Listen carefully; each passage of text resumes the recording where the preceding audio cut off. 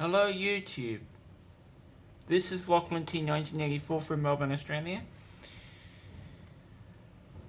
and today I'm going to give my thoughts on a product I learned about a few months ago. A company called Unit E Technologies is supposedly developing a PC classic. This comes on the heels of course, the Nintendo Classic Mini Nintendo Entertainment System, and of course the Super Nintendo Entertainment System Classic, and more recently Sony's release of the PlayStation Classic. I have one of those, and I also have the Super Nintendo Classic, but I learned with considerable interest that is now being developed a PC Classic. I'll provide some links to some articles and videos about it in the video description once I finish this video. But basically, the idea is, as I understand it, that it's going to be a miniature box that you connect to your TV. And it will have a selection of classic PC games built into it. A lot of people have been saying, this isn't necessary, it's so easy to get classic PC games and download them and play them on a modern PC, and that's absolutely true. You most certainly can buy classic PC games online or download them from other websites and play them on a modern PC, and this is something I do. Something I do quite a bit. I've bought a lot of games from GOG.com, mostly old DOS games, and I can play them on my laptop or my iMac. MS-DOS games are something that is very near and dear to my heart. I love DOS games. I remember when I was 11, my family... It's 9:45. Disregard that, that's just my computer telling me the time. My family bought their first PC, a 4860X tube-based system, with I think 8 megabytes of RAM, and I think it had like a 400 megabyte hard drive in it, and it came with DOS 6.22 and Windows 3.1. There was no sound card or CD-ROM drive in that machine. We had them added on, but we did get some games for it eventually. One of the first games we got was Outnumbered. It's a Super Solvers game developed by or published by the Learning Company. It's a maths game where you're playing as this character who walks around a TV station solving maths puzzles in order to capture the Master of Mischief. As you can tell, the game is aimed at young children. But that was quite fun. And it was, even by 1995 when we got our first PC, that game was pretty primitive. I think it only had EGA graphics and PC speaker sound effects. It didn't support these of a sound card. It had very simplistic sounds and very simplistic graphics. Eventually we did get a sound card and later on a CD-ROM drive. And when we got the CD-ROM drive, we got some better games. Games like Toy Story and Myst. How many of you remember Myst? It's been said that Myst is a game that sold PC CD-ROM drives. And my stepfather became quite fascinated with Myst, and he's not into gaming at all. But he got into Myst in quite a big way and managed to access at least some of the other ages. I don't think we actually completed any of the ages, but we certainly managed to get access to them. And I know my stepdad really got into Myst. I did too a little bit, but I was also very busy playing games like Wolfenstein 3D, Spectre, and Microsoft Golf. I used to really like playing Microsoft Golf. Now that's a Windows game, of course, as is Myst. But you'll see now that I was right into PC gaming in the mid-90s. In late 1995, my father bought his first PC, an Intel Pentium-based system. I think it was a Pentium 75 with, I think, 8 megabytes of RAM, and it was the first computer that I ever used that had Windows 95 on it. When he got that PC, one of his friends lent in the floppy diskettes to a game called Rise of the Triad, and this very quickly became a game that I really enjoyed playing, and I still enjoy playing it today. It's an early first-person shooter game, very similar to games like Doom or Wolfenstein 3D, but the graphics are a lot more realistic.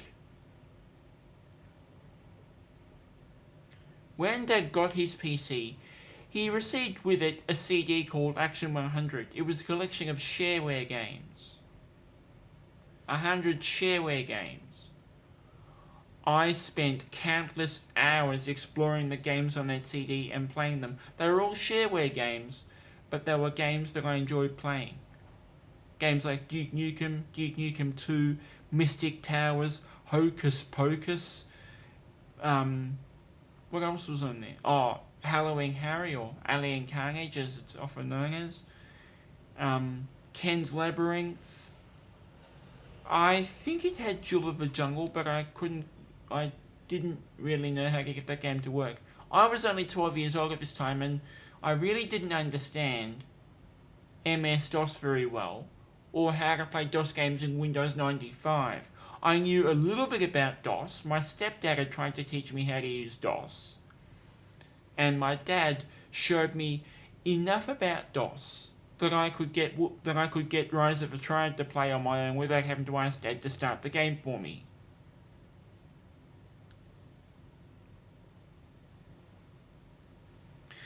But I really enjoyed playing games on my father's PC. And of course I was shown by a friend of mine the Hover demo that came with on the Windows 95 CD-ROM. And of course there were other things on that CD as well. There were video clips and things. But I really got into MS-DOS gaming and early Windows gaming in quite a big way for a little while.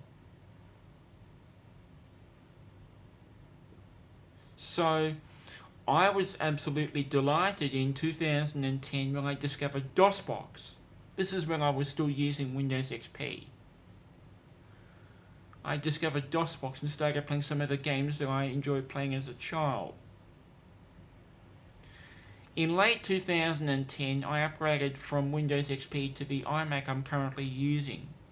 And I didn't understand and didn't really try to learn how MS-DOS commands translate to being used on a Mac, because of course DOS and Windows PCs historically have and still do use drive lettering to access the drives, drive C, drive D, etc. But of course the Mac doesn't use that.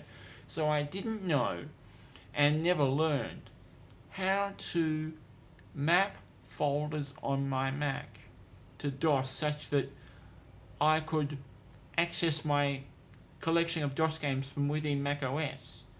But in 2012, I came across a DOSBox based emulator on the Mac called Boxer, which is basically DOSBox with a graphical user interface on the front end.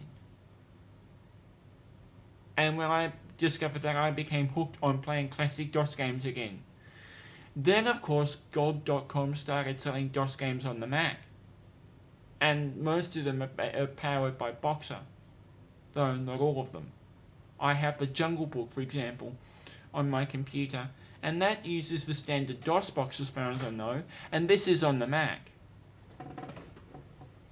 And a lot of the point-and-click adventure games available from GOG use ScumVM, even the games written for DOS.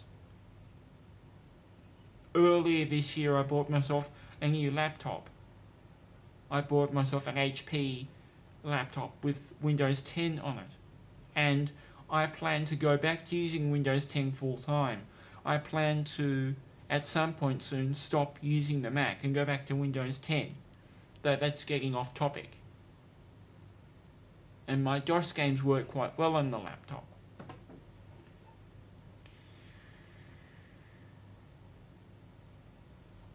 I've watched a number of YouTube videos about the PC Classic. I've watched videos posted by people like Review Tech USA and RGT85 and Rerez. And I really enjoyed watching these videos. I really enjoyed watching the games that they review. And of course, I watched a number of YouTube videos about the PC Classic. I've watched videos posted by people like Review Tech USA and RGT85 and Rerez. And I really enjoyed watching the games that they review. And and various other people who have given their opinion on the PC Classic. And a lot of people seem to be quite interested in it. There are people out there who say that it's not going to be a successful product because it's so easy to get DOS games on a modern PC, and what people seem to bring up more is playing DOS games on a Raspberry Pi based device. And that's another valid option. It could be argued that the Mini PC Classic is cashing in on the whole miniature classic console craze. And that's a valid argument. That's a very valid argument.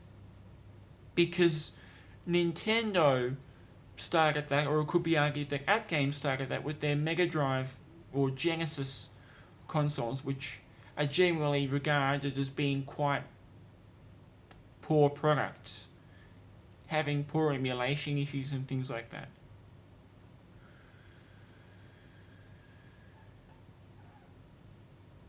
This video is going to be a bit off the cuff because I haven't really prepared for it, but I just want to state my piece on the PC Classic and what I think of it.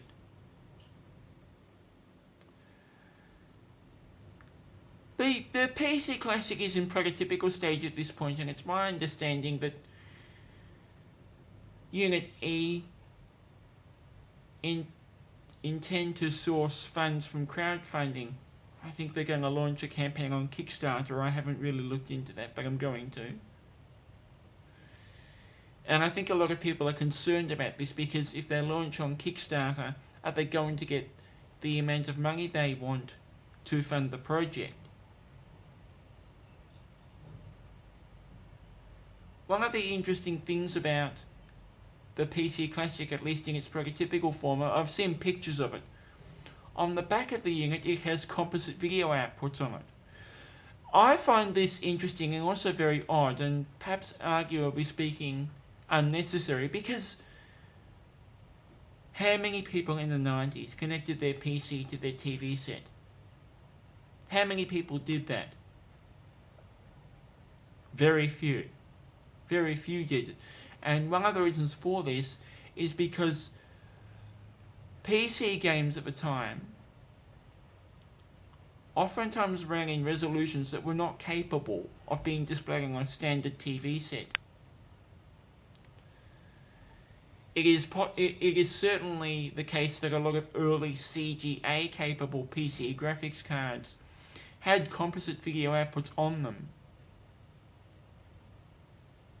And so you could connect a PC, such as some of the early Tandy 1000 PCs and the IBM PC Junior, to a television that had composite video inputs on it. But in later years, particularly in the early to mid-90s, this wasn't the case. You could not connect a typical PC with, say, a VGA or Super VGA compatible video card to a typical TV set. A lot of PC games, particularly by the mid-90s, were running in resolutions like 640 by 480 pixels or 800 by 600 pixels, and these games could not be displayed on a typical television set. Of course, these days, it's quite commonplace to connect a PC to a TV because modern PCs have HDMI outputs on them, and indeed, of course, the PC Classic will have such a port.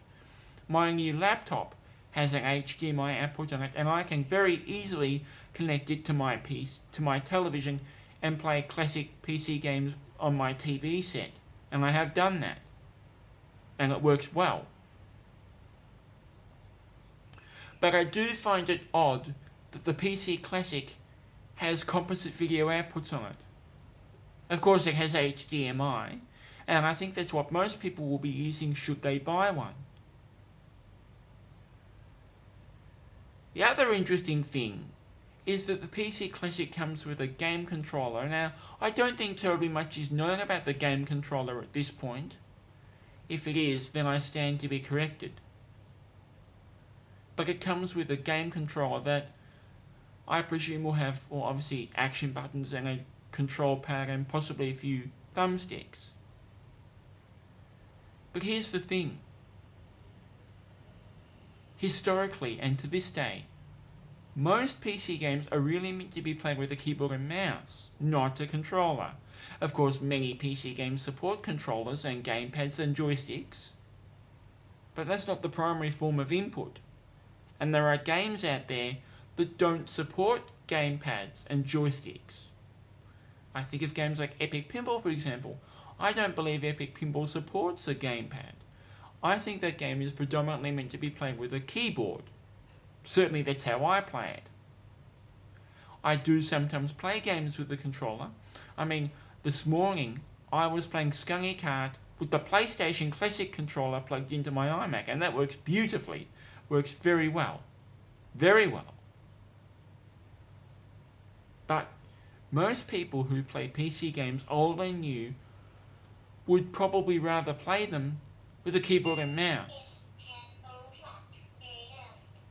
And even though I like playing games with the controller, I generally find them easier to play with the keyboard. I'm sure it will be possible to connect a keyboard to the PC Classic. And I certainly hope that works. But for games that don't necessarily work well with a controller, or aren't even supported by a controller, Unity Technologies are going to have to set up a lot of keyboard mapping, so that games that don't work well with a keyboard, with a game controller, can be mapped to the buttons on a controller. You certainly can in DOSBox map keyboard keys to your gamepad if you're using one, or you could probably use something like Joy to Key, I think it's called, which is a keyboard mapping utility.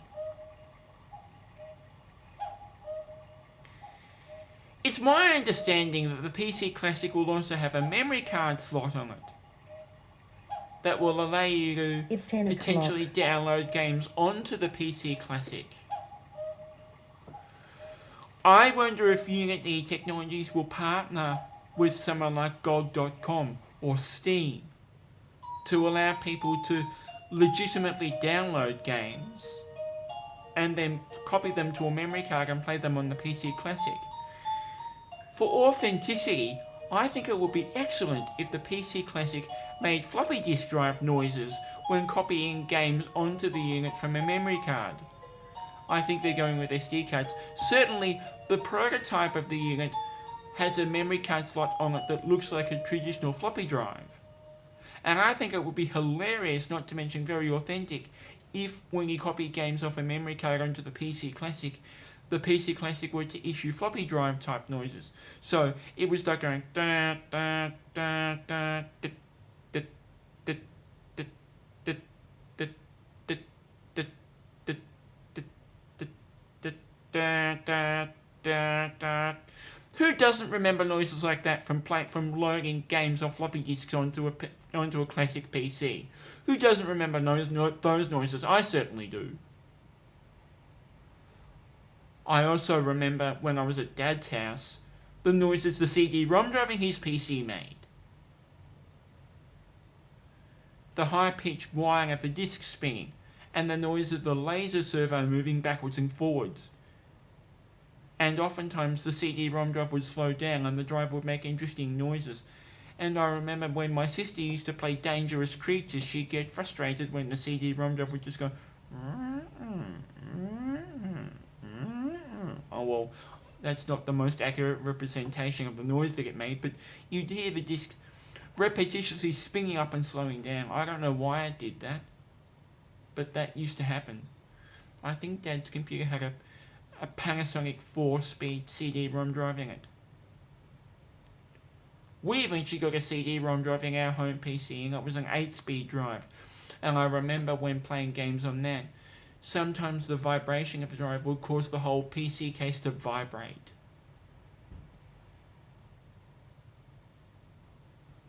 And it would make a dreadful noise. A really dreadful noise. So, if Unity Technologies can develop the PC Classic such that it makes floppy drive noises, that would be very funny. Of course, they wouldn't need to actually do anything particularly special to make that happen. They just need to have an audio recording of a floppy drive. and have the recording be played when the PC Classic is copying games or accessing games on a memory card. I also think it would be hilarious if the PC Classic were to display a BIOS boot screen when you turn it on. Those of you who go back that far would remember seeing like an American Megatrends or Award Software or SIS or some other BIOS boot up screen that would show the BIOS firmware, the BIOS version number, copyright details, and then information about the hardware in your PC, such as the amount of memory installed and things like the keyboard and mouse. And then you'd see a screen that would show things like that would show your storage drives installed, and then you'd see various screens indicating device drivers being loaded, drivers for things like your graphics card and your sound card and your CD-ROM drive and other hardware. And then of course you might see messages like starting MS-DOS, hi MS testing extended memory, and then starting Windows 95. If the PC Classic can display screens like that, that will be great for authenticity. That would be excellent for authenticity.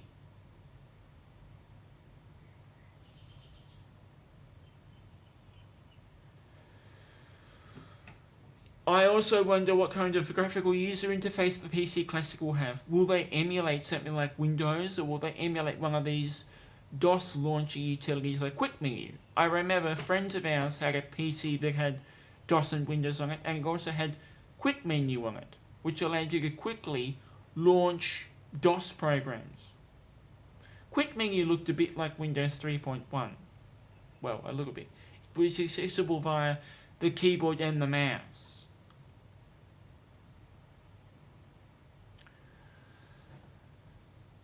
There are also people out there who are coming up with lists of games they want to see on the PC Classic.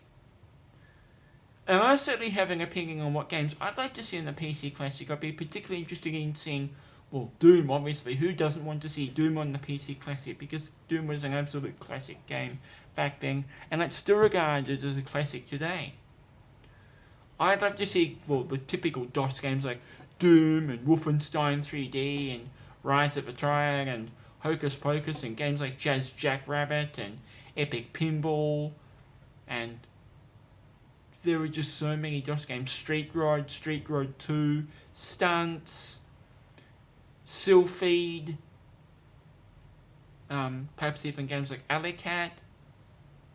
I may have said Hocus Pocus, Mystic Towers, Aladdin, The Jungle Book, The Lion King, Destruction Derby. I know that's on the PlayStation Classic, but I consider that to be a PC game. Screamer, Tomb Raider, and even some of the point-and-click adventure games like Day of the Tentacle and Dragon Sphere, and the Indiana Jones games, and Simon the Sorcerer, and the Sam and Max games. Those games, of course, are really meant to be played with a mouse and not a game controller, and I expect those games don't even support a game controller. So if the PC Classic can support mouse input, that'd be excellent. Another thing that would be great for authenticity is if there were accessories offered that looked like early PC accessories, like keyboards that looked like, say, an old IBM Model M keyboard, or even if the PC Classic supported the Unicomp Model M keyboards. That would be really cool. Or if there were to be like a replica Microsoft 2-button mouse, or a replica Gravis PC gamepad that just had the control pad and the 4 action buttons on it. That would be awesome. I wonder too what kind of hardware the PC Classic will be based on. My guess is it will be based on some kind of ARM CPU, like what you find in the Super NES Classic or the PlayStation Classic, with some kind of ARM-based CPU and I'm sure the thing will emulate DOSBox.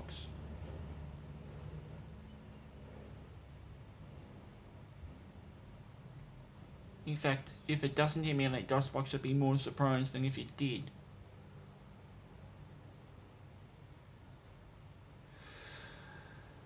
And of course, we have to remember that it is so easy to access DOS games on modern PC, so even if the PC Classic isn't launched and doesn't come to fruition, I'm not going to lose any sleep. Because I know that even if it doesn't come out, I can always buy the games I want on GOG and Steam. And that's what I've been doing since 2013. RGT85, and I'll try and link to the video that he made about this, and I think there was one other YouTuber who were really saying that the PC Classic is not going to succeed, it's not necessary, it's going to fail. And though I understand their points, and their points are valid, I also find their points rather frustrating, because I personally want to see the PC Classic succeed. I love DOS gaming, as I've said, and I really want the PC Classic to be a commercial success story. I want, people to buy it and enjoy it and really get into it, because I just think that DOS and early Windows gaming really does have a place. It's all very well for people to buy the classic consoles or buy, these miniature replicas of the classic consoles like Super Nintendo and things, and play games on that. Yeah, that does have a place. I mean, I grew up playing Super Nintendo. I grew up playing PlayStation. I had and still have my original Nintendo 64 that my dad bought when I was 13, and I still have all the games for it. And, there were some wonderful games released on those consoles. But for me, I think DOS-based PC gaming is where it's at in terms of my classic games that I played when I was growing up. And I really think that DOS gaming deserves a bit more recognition. It certainly gets enough, but I really think it deserves a bit more recognition, and hopefully this Unity PC Classic will give it that recognition. And people will be interested in it. I'd be really interested to know what other people think of the PC Classic, so if you have comments about it, please leave them down in the comment box below. And if there's anything more that I want to add to this, I will probably make more videos about it. When the PC Classic comes out, if it does, I'll certainly make an attempt to get one. And talk about it.